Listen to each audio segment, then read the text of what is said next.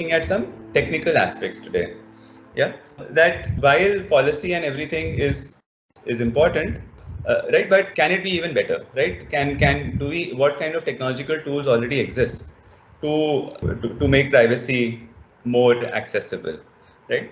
So here's one solution called k-anonymity, right? And this is how it works, right? So here, this is a hospital's database, right? Which is basically talking about age, gender, zip code, right? Whether they smoke or not, and what sort of a diagnosis has come. Right now, the idea is that this data set should be made available. Well, you can mask the names, right? But the idea is that hospitals can start sharing this data, because then you can do some interesting statistical analysis, right? You can look at that, are some zip codes more likely to have some particular diseases, right? Or some intersection of zip code and gender, and or is smoking related to some kinds of diseases, right? And that's very useful for public health, right? Now, the problem is that even if you mask the names, right? Let's say now you don't want, right? So if you're Rebecca, you don't want people to know that you are HIV positive, yeah? But if this data set is released, yeah, and then, well, some friend of yours, they'll see, well, I can see one of my friends who's 56 and who lives in this zip code and is not a smoker, and she's female, and she goes to this hospital. Then you know immediately, well, okay, it means that she has HIV. Yeah. So this is called de-identification. Yeah.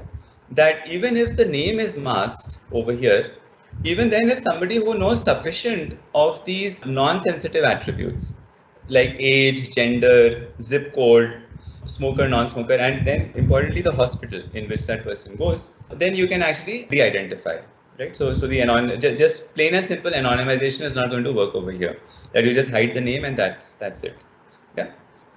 So how do we solve this issue, right? So this is where k-anonymity, the notion of k-anonymity comes in. That, well, one thing it says is that why don't you, instead of giving the exact age like 56 or something, why don't you give a range? Yeah. And then instead of giving the exact zip code, well, mask some digits, right? So you're essentially compromising. Well, now the data is not as accurate or as specific, but now the good thing is that even if somebody knows that, well, I have a friend who's in this age bracket, and yeah, she lives somewhere in this area, and she's a non-smoker, you can't still say that, well, and she goes to this hospital, you can't still say that she has HIV, right? Because now this is called too anonymous. That there are at least there's one more person in the same bracket who doesn't have HIV, right? Right. So uniquely you can't identify. So you can't really say whether this friend that you know, she has HIV or not. Yeah. But now one of the problems is that anonymity, de-identification can still happen if you have another data set, right? So if there is another hospital which has also similarly released its data, right? And here, Rebecca, the same person, right? She also goes to this hospital for some kind of treatment, right?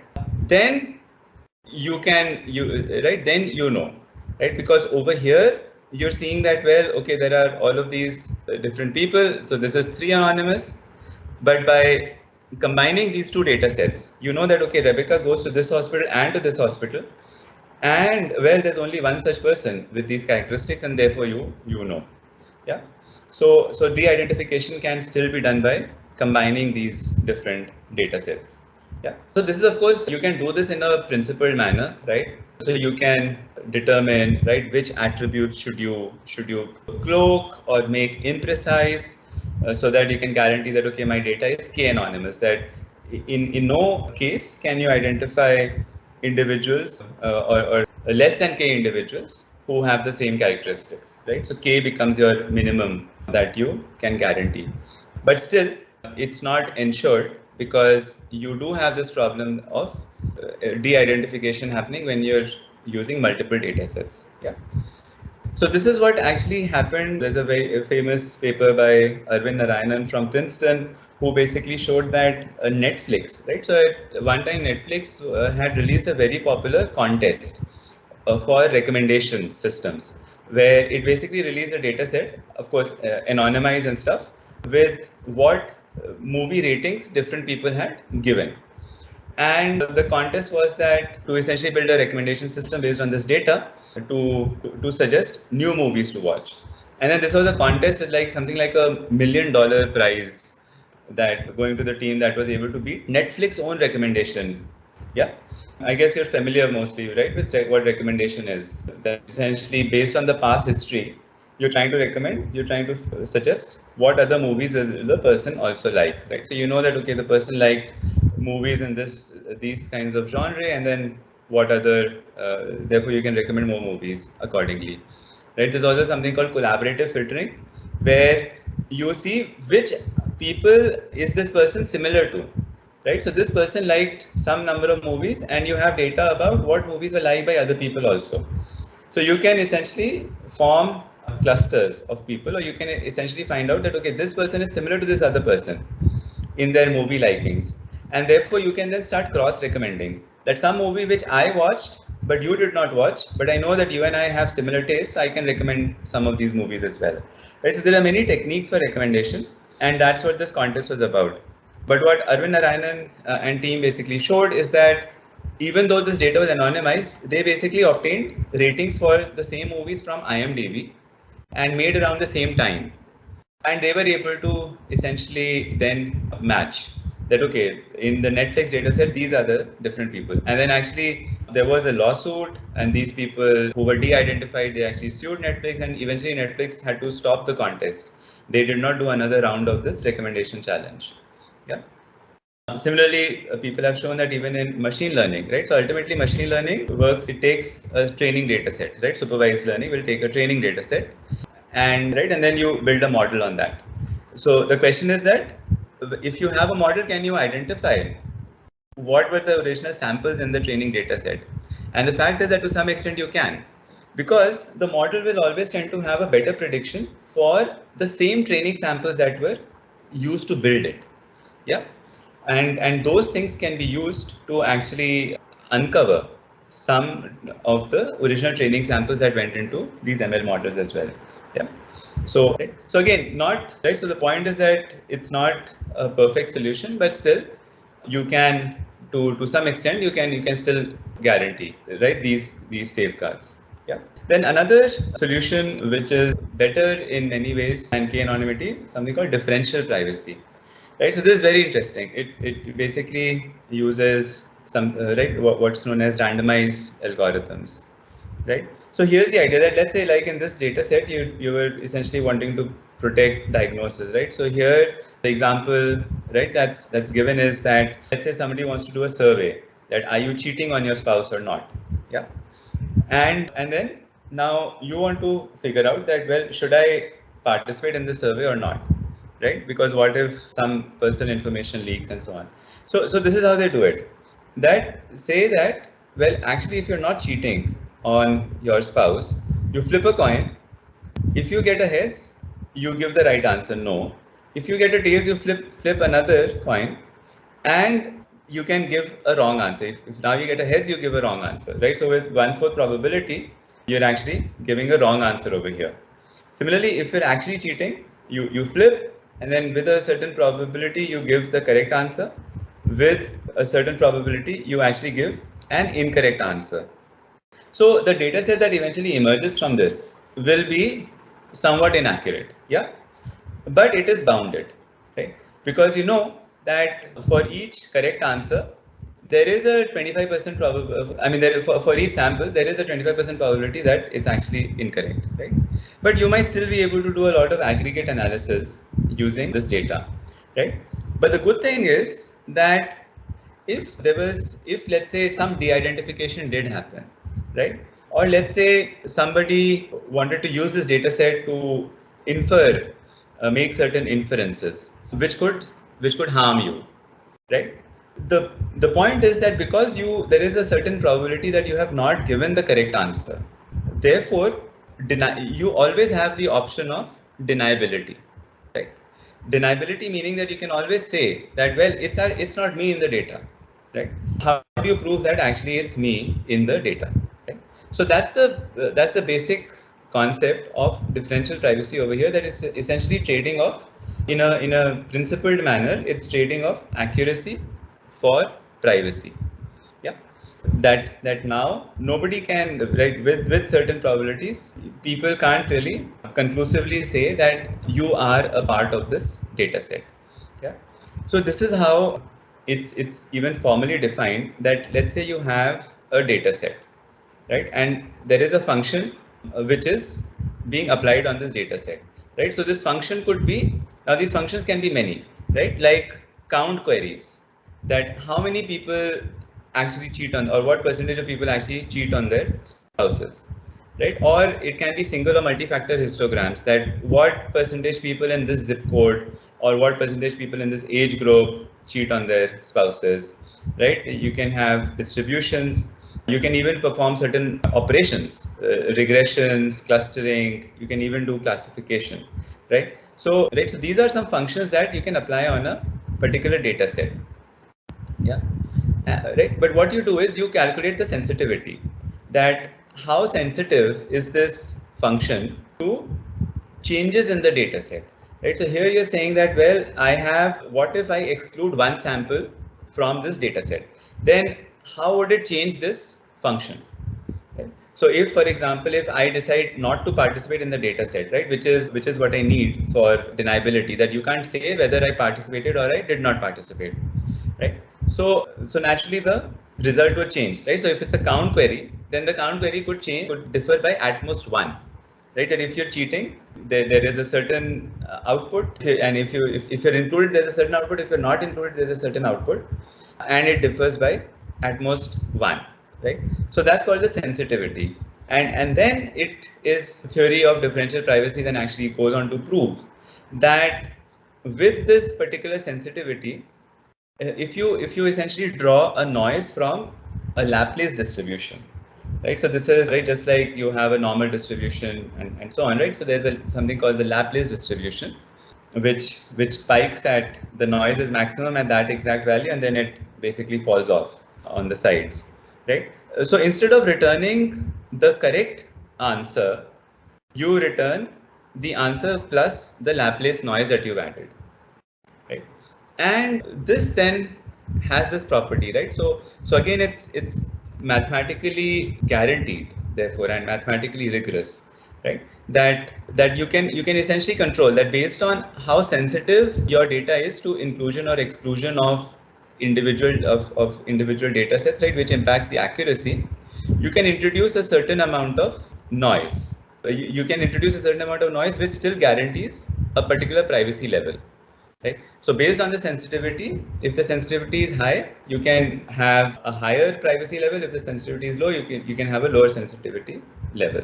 Yeah, and then the property which essentially this satisfies is that if based on this function somebody were to make a decision which could harm you, right, with a certain probability, then if you participate, that probability will not go up by more than 1 plus e, right?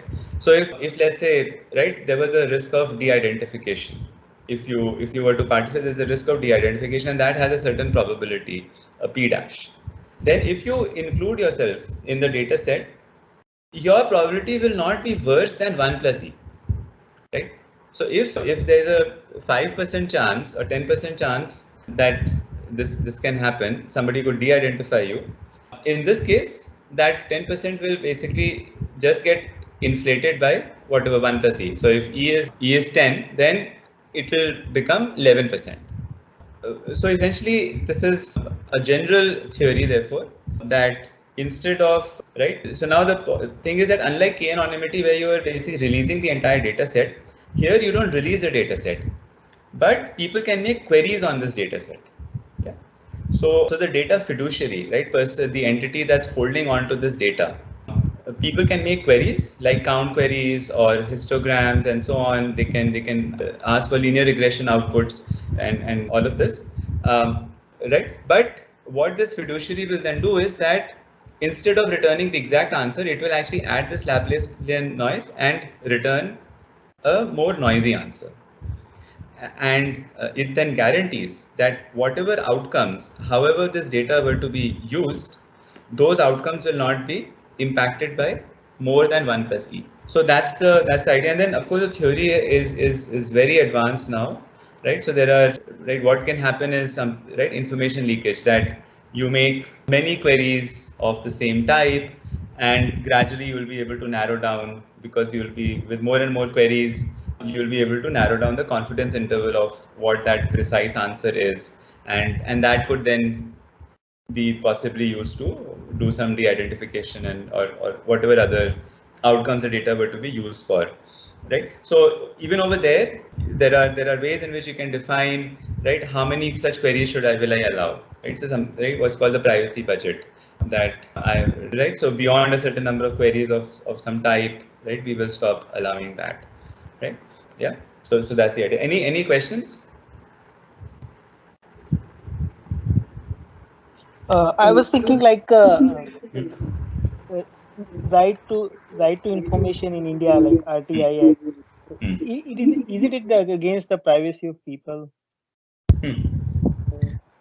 We'll have to look at it in a particular context, right? That privacy for what purposes, right? I mean, one way in which it is used is to understand, for example, how was a particular decision made, right? What factors were used for making this decision or a policy, right? So and it's meant for public office, which is government offices, right? So over there, the rationale is that this information should be made publicly available, because the people need to know what is the policy making process. It is similar to Snowden's whistleblowing, that people don't know that this is being done, right? So technically, right, somebody should have been able to file an RTI and say that what sort of a surveillance procedure is in place, right? But people didn't know that, right? So I think that's one way in which it is used, right? Right. Probably what you are referring to is where it's also like public officials, right? They need to make declarations of their assets, or similar to politicians, right? That now politicians, when they are contesting elections, they need to file an affidavit, right? Of what are their assets, criminal cases, and various details. So is that what, Amit, what you're talking about? That could be a privacy violation of these individuals? I mean, it could be used in any sense. Like Hmm. someone can ask in a government department, like how many people are female or male, and then how many are like different sort of numbering they can ask and then correlate with those numbering. I was just thinking like if differential privacy can help there, instead of government departments giving the exact number, they Hmm. can use some delta and give some wrong, Hmm. may not be wrong, but slightly different information, which can help some Hmm. people not to get identified by those RTI Act. Yeah, yeah. No, I think that's a good thought. Yeah, I think in some, I mean, for something like this, differential privacy kinds of things can be used. I think the more other cases, right, where it's even more relevant probably is things like health data, right? I mean, very similar to the example we're looking at. That now in India there is this new national digital health mission. So in fact, that's something I would like to discuss at some point. If we have time today, we can. Otherwise, I just wanted to wait for the next module on algorithms and data to look at that. Yeah. So this is where there is, so all the health data that people have, right? So one way what the National Digital Health Blueprint is saying is that it's very difficult for people to their medical records. If they go to one hospital, it stays with the hospital. If they go to another hospital, there's no protocol to share this medical data across medical records across hospitals. And plus, the ownership of this medical record should be with the person itself and not with the hospital, right? So what the National Digital Health Blueprint is saying is that you own your medical data, and we can provide infrastructures through which you can store this on, like, infrastructures like the DigiLocker, so that only you have access to your records. But the good thing is that then whichever hospital you go to, you will be able to allow them to access your record, right? So that's one part. The second part is that now all of this data can also be used to run some aggregate analysis, right? That, right, very similar to what we're saying, right? That if there is this data available about diseases and other personal characteristics, demographic characteristics, then you can do a lot of analysis, lot of studies about prevalence of diseases, about growth of diseases, right? And that is one place, however, where differential privacy becomes very relevant. And this is one of the criticisms also, that people have not gone, the National Digital Health Blueprint has not gone in that direction, right? Rather, they have essentially relied just on informed consent, right? That you can consent that, okay, I will allow my data to be used for the aggregate analysis, right? Right. But what if whichever entity has been entrusted with that data, what if they use the data for other purposes, right? So a better solution over there would be to take the informed consent, but then not share the data as such, right? Rather, there are differential privacy kind of systems imposed so that whoever is analyzing the data, they don't actually have access to the raw data set, but they essentially rely on using some of these. They make queries on the data and they use those queries to make their inferences. Yeah, right. So that's exactly one of the points, right? That in this example itself, right? Now the way, right, one is that it's very difficult to check for compliance, that whoever is analyzing the data, are they really just using the data just for that analysis, or are they using it for some other thing? Because the policy hasn't really guaranteed that. Rather, the onus is on the people or whoever wants to challenge that to actually demonstrate that the data has been used for some other purpose, and it is therefore a privacy leak, right? But the other way of doing it would be to say that, well, we're putting in a differential privacy system, and it is good for these sets of analysis, 1, 2, 3, 4, 5, 6, and that can be actually listed out. Yeah. And therefore, and then you seek informed consent for that, yeah, okay, I allow my data to be a part of this differential data, to be a part of this database. I'm ensured because of this guarantee of epsilon that I can't be de-identified. Insurance companies can't come to know that I have HIV, right? Such kinds of things, which could actually impact, or insurance companies can't come to know, right, about other kinds of medical or so on histories, because of which they could increase the premium. Yeah. And right, so you've essentially, to put such a system in place, you essentially have to define, right, in the technology, in technological terms itself, what are the purposes for which this data is to be used. And then the technology can actually guarantee, differential privacy can actually guarantee that the data will just be used for that purpose, plus it will not harm, right? There is a bound imposed on that. Yeah. So, right, so that's the difference in view, right? That's how, right, a very clear difference in how current regulation is framed. But if it were to take a more technological stance, then how alternatively it could be formulated. Yeah. Sure, but when technological solutions are used for public welfare problems, then the essential question of trust comes in, right? Whether the public trusts the system that you are using. And in public welfare problems, I think transparency should trump privacy issues. Because if they are government officials, then the public already doesn't have much trust in these public figures. Yeah. Very important point. A couple of classes down the line, this is exactly, trust is one of the points we're going to discuss, right? So trust, trust can be built by greater, transparency is one way in which trust can be built, right? If systems are constructed through consultation, that's another way of building greater trust, right? And that trust is therefore, it goes both ways, right? If you have trust, you could try to, right, it might become easier to push for adoption of certain systems, right? But then you could also misuse. You do gain somebody's trust, but then, and they allow, but the system is not used exactly how it was planned, right? So it can go both ways. But yeah, the point is that for adoption of any of these systems, therefore, right, I think what you're saying is that it's not just a black and white that would do the job, but there also has to be an underlying demonstration of trustworthiness, right? That's when people will be more convinced of taking this forward. Yeah, so that is absolutely cool. And I was confused about using differential privacy in RTI queries. Sorry, your voice was breaking. So are you saying you were confused about using differential privacy in RTIs? Yes, sir.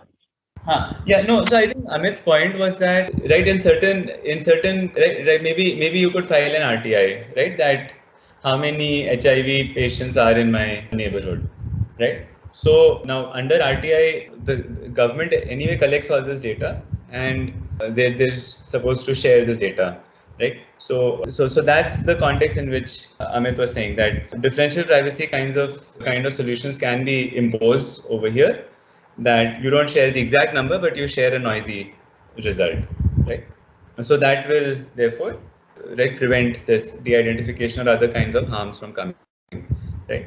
And that's exactly what we then went on to discuss, that even in health systems, right, that if people's medical records are centralized in a particular place, and it's good because it can be used for aggregate analysis and for public health reasons, right? But over there also, rather than just getting people's consent that it should be used, policy can go further in also defining that maybe you should have this data behind a differentially private system, so that anonymity can still be preserved, right? So that was the idea. Cool. Okay, so data is one part, right, of privacy, right? The other part of privacy also that we saw is this whole notion of private space, that there is a notion of private space. You want to be able to communicate with others, right, with the assurance that nobody comes to know about it, and so on, right? So here, of course, there are many solutions, right? So one, you might have heard, if you've done computer networks, you would have studied this also, called PGP, pretty good privacy, right? Here the idea is that when you're sending an email to somebody, right, so you know that email goes through email servers. Yeah, that the way your email is sent, you use a protocol called SMTP, Simple Mail Transfer Protocol, that your email client like Thunderbird will first send the mail to your provider's email server. So if you have an IT Delhi email account, it will first send it to the IT Delhi email server, and then the IT Delhi email server will send it to the recipient's email server. So let's say you're sending a mail to somebody from IT Bombay, then the IT Delhi email server will send it to the IT Bombay email server, and your mail will sit over there, and your friend will then pull this email from the IT Bombay's email server, right? So the problem is that the email servers in between can actually read your mail. Yeah? So because, well, you can encrypt the connection from yourself to your email server, so no eavesdropper can come to know, that's fine, but the server can read, right? So it's not like HTTPS, where you're directly talking to a website. Here you're not directly talking to your friend, you're talking to your email server, then your email server goes to the friend's email server, and that email server goes to the friend, right? So how do you ensure that these email servers in between cannot read your mail, right? So this is where you use something called PGP. What PGP essentially does is it's built on public-private key cryptography, right? Public-private cryptography basically means that each, you and your friends, right, they both have their own public and private key pairs, right? The public key is known, so you know your friend's public key, and when you're sending a message, you encrypt the message on your friend's public key. The public key, the friend could put it up on their website, or they could send it to you through some other means, right? Maybe right, public key is basically public, everybody knows about it, right? So there's no problem. Private key is what only your friend knows.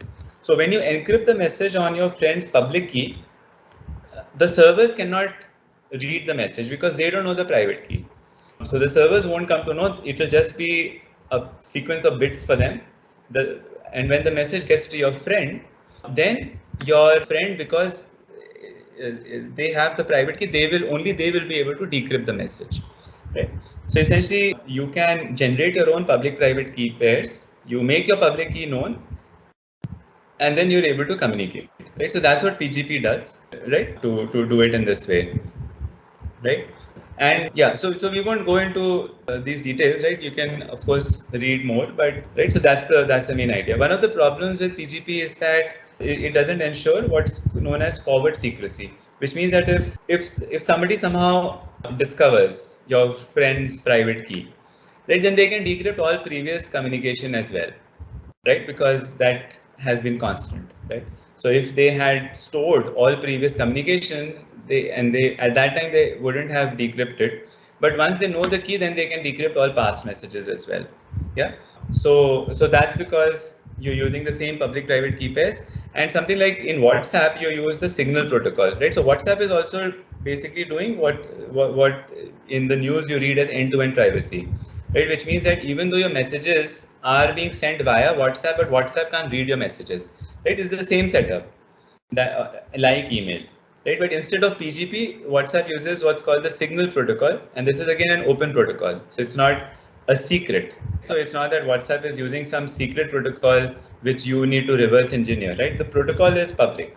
In fact, WhatsApp describes it also on their website and everything of how it works, and it also guarantees forward secrecy because these keys are constantly evolving, right? So even if somebody were to discover a particular key in somehow, they can't decrypt previous messages, right? Because these keys are constantly evolving, right? So that's the idea with end-to-end encryption of messages, that even though your messages will need some intermediary through which they need to flow, that intermediary cannot decrypt. That intermediary can't come to know. They know that you are communicating to your friend, but that's the only information. Right? They know that you have sent a message to your friend because they need to know who the friend is, right? Only then can they transport the message to the friend's mailbox. So they know that I am talking to my friend, but they can't see the content of what I'm talking about, even though the message is being transported through them. Yeah. So that's the notion of PGP and end-to-end encryption, which is also what you have in, I mean, in WhatsApp, there's a more complex variation, but essentially the same concept. Yeah. Here's yet another interesting, very cool system that came up called Tor. That how do you even hide who you're talking to, right? That if you want to talk to some destination, you want to access a web server, you don't want the web server to know who you are actually, right? Right? And this you may want to do for so many reasons, right? That you don't want this web server to know what your IP address is, for example, right? Because, right, you might be posting some videos on, right, which can cause a lot of defamation to somebody, right? You're leaking information and you don't want it to be traced back to you, because then the government or whoever is the liable party, they could come and catch you. And right, so this is where, right, we know that systems like WikiLeaks, which essentially, or even what Snowden did, right, that they're leaking information for the public good, but then for their own personal safety, they don't want their identity to be known or their IP addresses to be tracked, right? So the way Tor does it is that there are a lot of Tor nodes in the network, right? Now, these are nodes which are basically run by volunteers. You or I, anybody can run these Tor nodes. And there are a lot of such nodes, right? There are about 1,000 Tor nodes all around. Yeah. And now what you do is when you want to send a message. Now, some of these 1,000 Tor nodes might be long-lived nodes, which means that they're being run by some volunteers, maybe from universities who have access to academic resources and so on, and they are long-lived, right? So you know some of these Tor nodes, and therefore from them you can come to know who are the other Tor nodes in the network. Yeah, and then as a client, you say that, well, I want my message to bounce through these 3 Tor nodes. So you just randomly choose some of these 3 nodes in the network. Yeah. So instead of you directly connecting with the web server, you say that I want my message to traverse through this sequence of Tor nodes, right? Right? But at the same time, you don't want these Tor nodes to read your message, right? Just like your email, you don't want them to read your message. So how do you do it? You have your data. You first encrypt it on the public key of the web server, right? Then this message you encrypt it on the public key of, right? So if you encrypt your data on the key of the server, then that you encrypt on the key of the previous node, then you encrypt that on the key of the previous node, and so on, right? So now the thing is, when you're sending the message, this guy will decrypt it, remove its message and send it. Then this guy would remove its layer and send it further. This guy would remove its layer and send it further. And then finally, this guy would read the data. So the thing is that none of these nodes in between have been able to see your message, right? Because they've just been, this is why it's called onion routing, right? Because your data keeps getting encrypted layer by layer, and none of these nodes in between have been able to read your data. Yeah, and it gets to the destination. Yeah. Additionally, you are the only one who actually computed this route, right? So not just the data, but the only information you tell this guy is that what is the next hop, right? So embedded in this also, right? So when this guy decrypts, this guy will send the red, orange, and yellow message further. But when it decrypts the green part, then it will also know what is the next node to which I want to send the message. So none of these nodes know the entire chain either, right? So only you know the entire chain. They don't even know the entire chain through which the message will flow.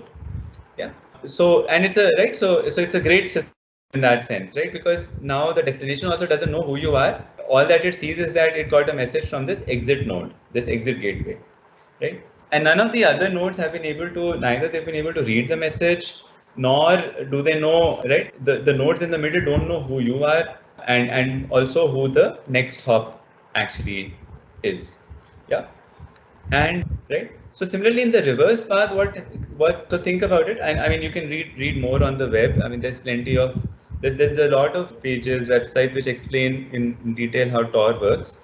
Right. So what happens in the reverse path is that each of these guys, therefore, right, keep adding their layers. So this will send the data. This guy, instead of just forwarding the data, it will encrypt it on its private key and send it. This guy will, so that this node isn't able to read the data. And when this node sends it out further, it will encrypt it with its key. So essentially, it will keep reconstructing the onion. And when the message finally gets to this user, this guy knows the entire path, so it knows the public keys of all of these guys. And then it will be able to decrypt it on one by one. It will be able to remove the layer. So first it will decrypt on the public key of this guy, then on the public key of this guy, then on the public key of this guy, and finally it will get the data. Yeah, right. So it's great in that way, right? So many common websites like Facebook also and many others, they actually have Tor nodes where, right? So you can essentially, if you want to access Facebook through Tor, so that Facebook and you want to post some message so that Facebook doesn't know your IP address. Because if Facebook doesn't know, then even the government can't ask Facebook that what is this IP address of this particular person. Yeah, then you can do that, right? So you can use a Tor client, a Tor browser, which basically shuffles your message through a random sequence of nodes, and it will go into the Facebook node, and from where your message can get posted on Facebook. Yeah.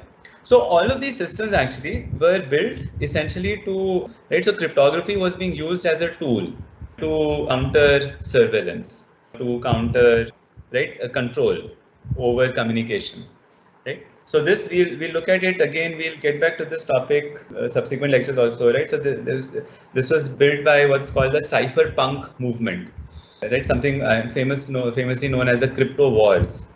That a lot of such systems were actually built by these technology anarchists or cypherpunks that they would call themselves, essentially to subvert communication. Yeah. And I mean, while it's good that it protects sources, it protects people who want to put out some information for the public good, but without harming, without impacting their own safety, right? This has also become the de facto system through which, right, you would hear about the dark web, right? So systems through which the dark web operates, right? So what is the dark web? Right? Just like here, we were saying that Facebook actually has to put a destination, right? Only then can you access, right? Only when you know the web server can you write a message, right? Specify the sequence to get to the web server. So in the dark web, what happens is essentially that you don't have a public server identity, but what you do is on these nodes itself, you advertise that through which nodes is your server accessible, and this also keeps shifting. So at some point, your server would be accessible through some node. At some other point, it will be accessible through some other node. So these service points are advertised also in the Tor network. So in that case, when you are sending a message, you don't have a fixed IP address for the destination, right? But some nodes in the Tor network would be authorized only to send message to that destination, and then this will also keep rotating. So essentially, the service itself is available in the Tor network in a diffuse manner, which can't be pinpointed. So this is why you can't bring down some of these nodes because you don't know really where they are. So Facebook has a Tor endpoint. Now if the government wants to say, well, they can shut down this endpoint. But if the endpoint itself is being advertised in the Tor network, then even that can't be done. Right? And that's what's essentially how the dark web operates, that the location of the servers is not known. Right? And therefore, right, nobody can get to them. And because all of these Tor networks, the network also keeps changing, new nodes keep coming in, old nodes disappear, and the service advertisements keep shuffling around. Yeah, right. So that's the idea. So Tor is actually built from David Chaum, who's very one of the he's considered one of the founders of these notions of private communication. Right, so it's actually based on a protocol that he built up called MixNets, which is essentially the same thing, pretty much what we discussed. That you have a sender, you want to communicate to some destination, right? And you don't want hide who a participant communicates with as well as the content of the communication. Right. So this is essentially what the way it works. Right. So again, not important to go through the details, but let's say, right, what is the destination? So the sender wants to talk to a destination A, right? So they encrypt the destination on the public key of the mixer. Right. So only the mixer knows that, okay, it's supposed to go to a particular destination. Right. Oh, sorry, no, A is the source. Yeah. So the way it's happening is the mix. So this whole thing is encrypted on the public key of the mix node. So the mix node sees just this encrypted message, right? So it can't, because this is encrypted on the destination's key. So the mix node doesn't know what's inside. All of this is encrypted, but the mix node is only told the identity of the destination, that where it has to get the message. Right? And so the mix node will basically take the message to B, and it will send this entire message. And once B receives it, then B with its private key, it will be able to decrypt the message. It doesn't come to know the destination because the source itself is encrypted on the key of the mix, right? So when it replies, it will just copy this part as such. It will just send this to the mix, right? So B doesn't know that A actually sent the message. B just reads the message, right? And A also sent a key on which B can encrypt the message. So what B will do is, B basically just sends this again encrypted block back to the mix. So only the mix will decrypt it, and now the mix knows that, okay, I have to get this to A, right? So the mix receives this, so it knows that I have to get the message to A, but it's not able to read the response either, right? Because this is now encrypted on a session key that the source A came up with. So it just sends this as such to the source, and then the source is able to look at it, right? So this is, B didn't come to know that A actually sent it the message, right? And the mix hasn't been able to read the messages either, right? So this is basically, one of the principles on which Tor is made, and then this can be generalized into a series of mixes. So there's not just one mix node, but a sequence of mixes through which the message can traverse, and right, that just ensures greater protection. Right, so the reason why you have many Tor nodes, right, is that even if one or two of these Tor nodes are compromised, which means that, let's say, the government came and put in a Tor node, right, and now they're monitoring all the messages which are going through that one node, right, and the cypherpunks didn't know that, well, this node actually is run by the government, right, because you have no control as such on that. But it's going to be limited, right? They won't, even if, right, a couple of nodes in the Tor network are compromised, because the sequence is picked up randomly, and because there's guarantees that, well, they don't know the rest of the chain, right? And they can't see the message either. So at most, they can do some traffic analysis, but that's about it. And even that is restricted. So then Chaum also came up with many interesting systems, and there is something called blind signatures, which, right, so, and he also explains it in a very non-mathematical way, right? That here now the idea is that, so in this, you want to have some electronic cash, right? Now the point is that you would have a bank which is essentially giving these electronic cash coupons, but the bank can then also trace how these coupons have been used, right? Then bank can know what are you buying, right? But whereas if you're using actual physical cash, with physical cash, you can't really track, right? Who's using this cash for what purpose? So here's the philosophy of how blind signatures work. That what you do is you put a cash note in an envelope, in a sealed envelope, and this goes to the bank, right? The bank knows your identity. Okay, 762 is your identity, and you have sent a sealed envelope. Okay, so the bank knows that. The bank will stamp the envelope. But what you actually did is that along with the note, along with the cash, you also put in a carbon paper, right? So when the bank stamps this envelope, this sealed envelope, because of the carbon paper, even your note inside gets that stamp. Then what you do is that you take out the cash from the envelope. Your cash is stamped, so therefore it means that this cash is authentic cash. It's being stamped by the bank. So it's not the original stamp on the envelope, but it's basically the carbon print of the stamp, but which is just as good, right? And then you give this cash to a shop, right? And this time the shop doesn't know who you are, right? So you're using some other identity, right? You're using some other pseudonym like 314. And now, even if the shop and the bank were to right, so the shop will ultimately show this cash to the bank, and the bank will transfer money to the shop, right? But the bank doesn't know who went to the shop, right? Whose cash is it, right? So it's something like, right, when you get a draft, when you write a draft, right? So the bank has debited your account, and now bank has given you the amount of cash, and now you can use this cash, but the cash can't be traced back to you, right? So this is the key concept of a blind signature, and it leads to, right? So now you can, right? There are, just like RSA is used for public-private key pairs, right? There's a RSA method to do these blind signatures. And right, and this is something which can be used for anonymous transactions, that you can get digital currency, right, authenticated coupons, and you can use these coupons, but people can't trace, right, that which coupon belonged to which identity, right? So even Bitcoin, right, so now, right, this kind of a digital cash system did not really catch up. Chom actually started a company, but then it did not work out that well.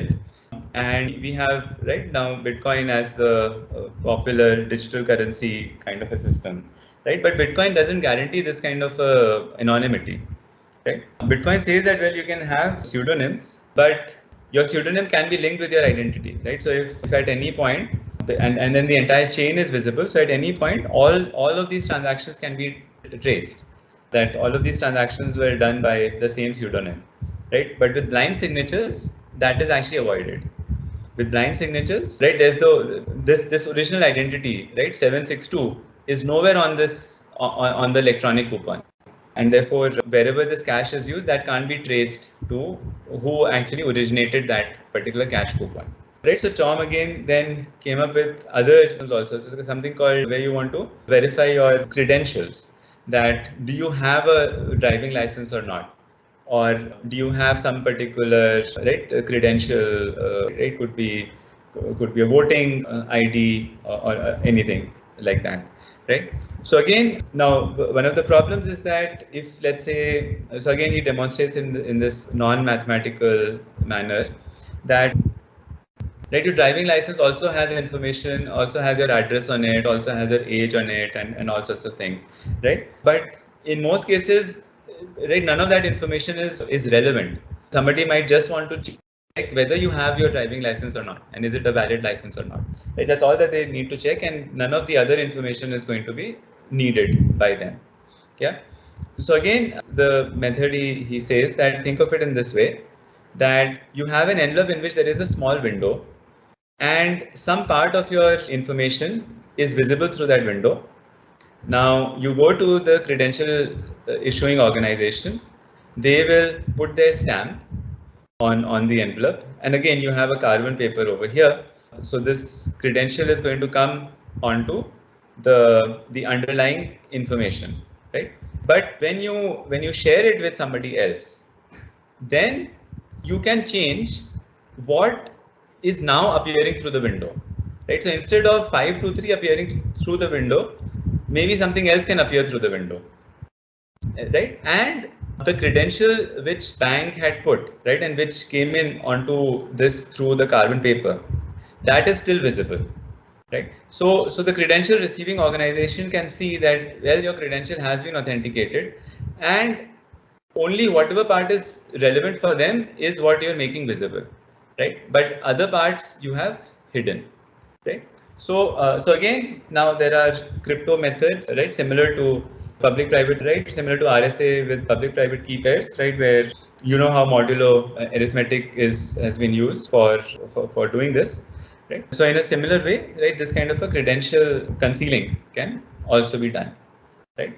So I've not thought much, but I think these kinds of things can be, right, they can have a lot of such applications, right, lot of applications on improving right, anonymity and sort of attributing reputation to the right node, but without divulging information about who they are. So many interesting things can be done, right? So anyway, the bottom line is that a lot of such systems exist, right? Like ensuring through key anonymity, differential privacy, lots of systems of private communication, right? And this can actually be one way in which, one direction in which policy could possibly move forward. Yeah. Right. But again, if you look at how the policy is done, right? So very similar to the PDP bill, which is under debate, right? You know about GDPR. So GDPR basically, I'll go fast now just to wrap up this discussion, right? So GDPR has this notion of a data controller, which is the organization that owns and controls the data. Another one that could be a data processor that processes, and the data subject, the individual, right? And then basically it says the data subject should know who has the data, why they have it, where is it stored, who is accessing it, and they need to give prior consent, right? Unless there is a legal basis to collect the data without consent, right? So legal basis meaning that if you need to collect somebody's personal data, you actually need to obtain legal permission. Even if a police or government department has to do it, they have to obtain that permission before they can collect it. Yeah. So these are some principles, right? And they also have data storage and security regulations that data should be anonymized, logs of data processing activity should be maintained. Companies should have a data protection officer who can be contacted for any questions, queries. If there are data breaches, then there are timelines given that within which you need to notify people about the data breach after you come to know about it. And then there are also data protection agencies that can go and check for compliance, that are you complying with any of these directives or not. And this can be done suo motu, which means even without somebody having filed a petition or given a cause that my data is not being treated properly. This can also be checked by data protection agencies. Right. Then in the next sessions, we look at algorithmic decision making. So here, right, the GDPR also goes into that. Right, that explanation should be provided on decisions made by algorithms, right? Like who's given a loan and who's been denied a loan. Those sorts of places where rules and algorithms are being used. And fully automated should be prohibited. It needs to go through some kind of a human manual oversight. Right. So there are, right, but as we've seen that this right, they don't really go into imposing technology standards as such, right? And that's right, that means that it's not always feasible, right? That you can guarantee that where actually is compliance being done or not, right? How do you know that some processing has been done and logs weren't maintained for it, right? How do you prove that? Then in that case, these data protection agencies would need to look at the code, would need to make sure, right, do some software verification to make sure that, well, this code is actually logging all activities, and this is the only code that ran on the system, right, which gets into hardware security. Although there are solutions for all that, but it can't be done just through policy, right? On the other hand, systems which are designed for a particular purpose, like health databases, over there you can think of, right, building an entire technology architecture which can completely prevent any of this misuse, right? So that's possible. Then there's other issues also we look at in due course, right? That this can be right, although policies are important, but it can also be onerous for startups, right? for small companies to ensure to come up with all of these compliances. It's easier done by larger companies, and therefore this also becomes a way in which large companies can comply more easily, and it becomes harder for new competition to emerge. Yeah. Right. So similar to GDPR, in general, OECD countries have also agreed, right, to some principles like collection limitation, limits to collection of personal data, right, similar to they should be obtained through law and fair means. Data quality should be ensured, that whatever data you're using, right, you need to keep it up to date. You should clearly specify the purpose for which the data is being collected. It should be limited to that particular purpose only. Then you need security, that you should keep the data under certain secure conditions, prevent unauthorized access, right? General policy of openness, that that be open in your practices, policies, protocols you're using. Individuals should be able to understand whether the data is being used or not, right? If any of these requests are denied, then there should be a reason given for this denial, right? There should be accountability on part of the controller for complying with these measures, right? So while a lot of these practices are coming in, which is great, but yeah, I mean, technologically, it's sort of the greater onus is on people or the data subjects in some sense to actually prove otherwise, right? Just checking for compliances is not that straightforward. Yeah. And in fact, people have done ethnographic studies. So Ari Waldman, so he's at Harvard. So he's a law researcher, and he did an ethnographic study of how privacy practices exist in companies. Right. So now, of course, with GDPR and everything, companies have appointed data protection officers. There's also something called the CPO, Chief Privacy Officer, within many companies. There are privacy departments, right? But when he actually did studies talked to a lot of engineers, talked to people and how privacy practices are followed in their companies, things weren't that great, right? That it was being considered more as a part of compliance than as a part of design and development of the product. Right, so because you would need to work with privacy right from the get-go, but rather things were being looked at more from that am I ticking all the boxes, rather than considering privacy right from the beginning in the design and development. So the engineers were largely misinformed about what privacy really is about. They would mostly think of privacy as security, that the data has to be protected and stored, but not so much in terms of how information could be misused, how even their own systems, could actually be looking at sensitive attributes of people and doing something with those attributes. Yeah. So it's not right. So I mean, same thing that we've been saying, that right, it's hard to right, even if you might mandate something, it tends to be looked at just as a compliance rather than something which should be really adopted as such. Yeah. Right. Other levels. So in general, we've been looking at harms from privacy and so on. Right. So other ways in which these systems can also be misused. Right. So people have documented that, well, 70% of civil resistance campaigns succeeded in the 1990s, but only 30% have succeeded since 2010. And part of it is actually attributed to social media. That now that although social media is used very actively for campaigns, but it also hurts the campaigners, because now it becomes easier to track who they are. Governments can also be good at manipulating social media, so that also impacts who participates or how wholeheartedly they participate. Right? These are some issues, right? So take a look at this article.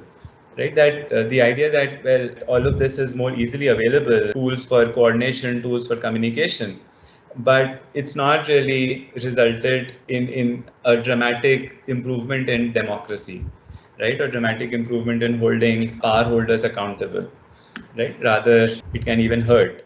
So we've discussed earlier about misinformation, but these are other aspects also in which it can hurt, right, which are more related to privacy and private communication.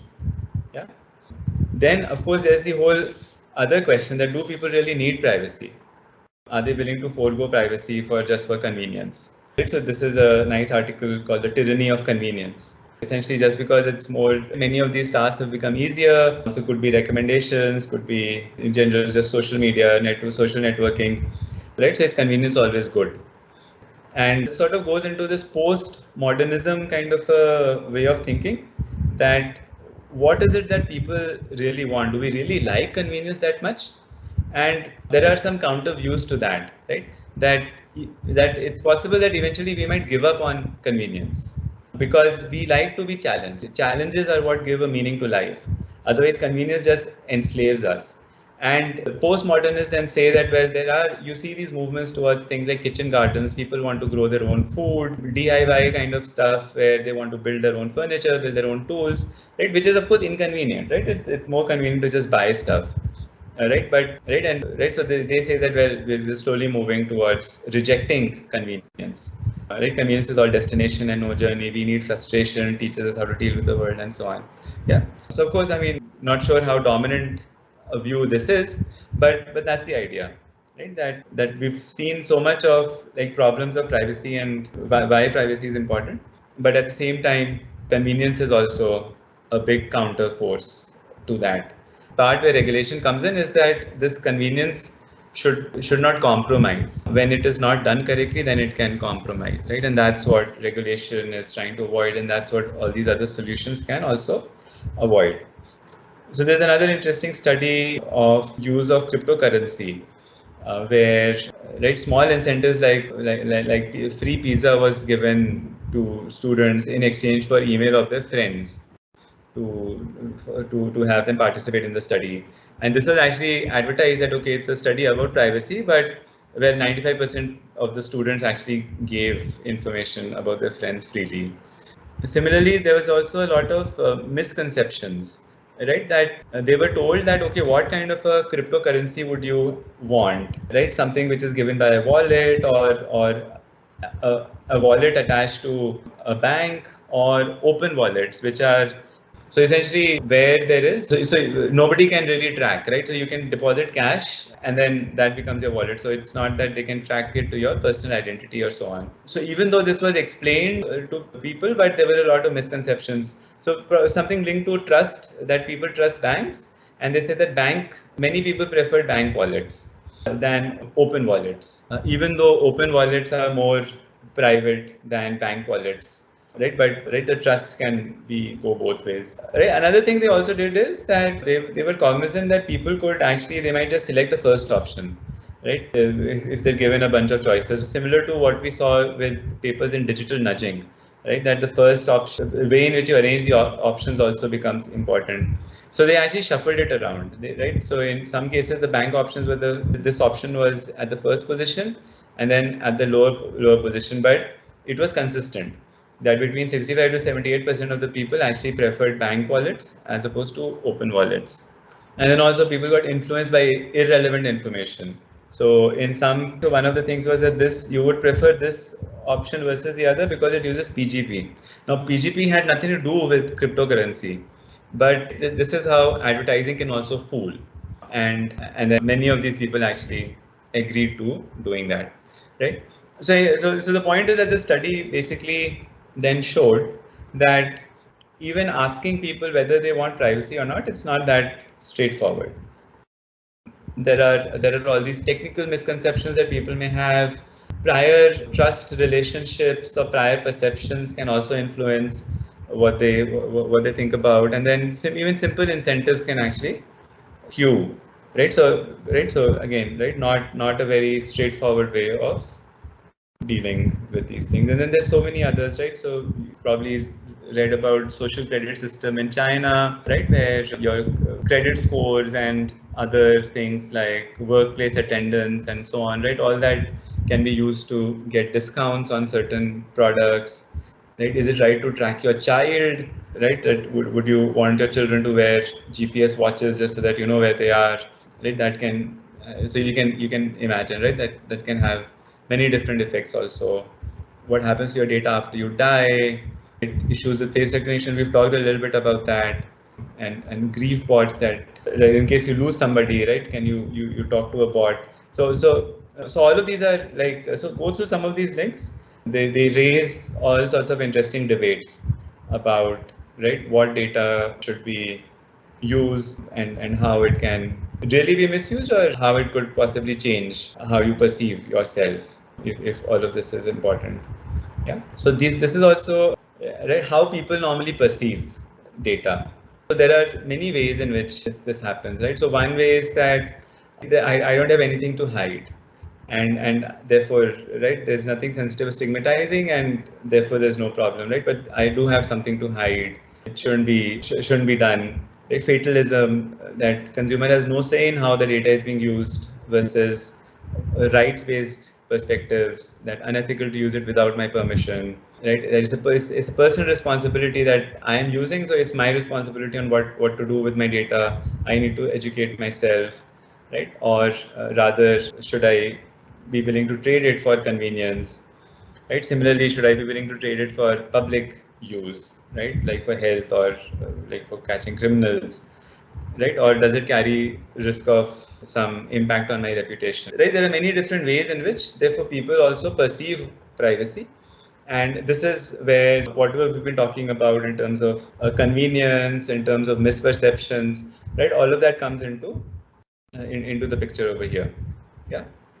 Then there's, of course, data literacy issues. So this is from Gramvani's network itself, right? Of how a lot of phishing can happen when people are unaware of, if they share their bank PIN code or bank information, then, right, it can be misused over here or over here, where they just fall prey to fraud, right? Similarly, we've talked about digital benefits transfer, right? And we uncovered many of these cases, even then went into filing an FIR at the police station, where the place where these cash withdrawals were to be made, the person was going and authenticating themselves, giving their biometric, but the CSP, customer service point operator, that person kept saying that your transaction failed.